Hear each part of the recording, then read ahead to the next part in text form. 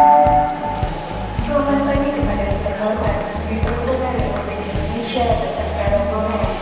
Selamat datang di stasiun LRT Bandara. Terima kasih. Sampai jam? No itu ngasih 2 orang. Teman-teman, saya secara kontinu memang melakukan satu evaluasi terhadap semua apa-apa yang kita lakukan. Kita ketahui bahwa LRT Palembang ini masih uji coba. Artinya memang ada perangkat-perangkat yang sedang melakukan percobaan agar dia mencapai suatu performance. Dari apa yang kita lakukan, memang ada beberapa hal yang mesti diselesaikan berkaitan dengan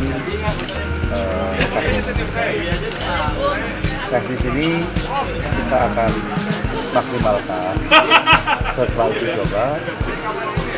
Dengan itu nanti akan dicapai suatu jarak tempuh yang selama ini 1 jam mungkin bisa menjadi 45 menit.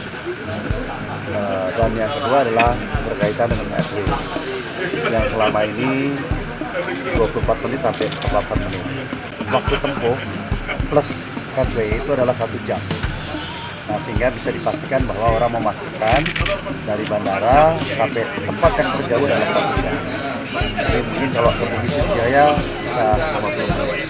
Nah, pada saat itu maka ekspektasi masyarakat terhadap waktu tempuh itu bisa diukur. Yang kedua adalah bagaimana kita mengintegrasikan dengan fasilitas kota yang ada. Ini tidak bisa dipisahkan. Kehadiran MRT adalah bagaimana LRT mensubstitusi angkutan-angkutan yang ada. Jadi kita harus pastikan LRT memberikan suatu makna, terutama berkaitan berkurangnya kemacetan.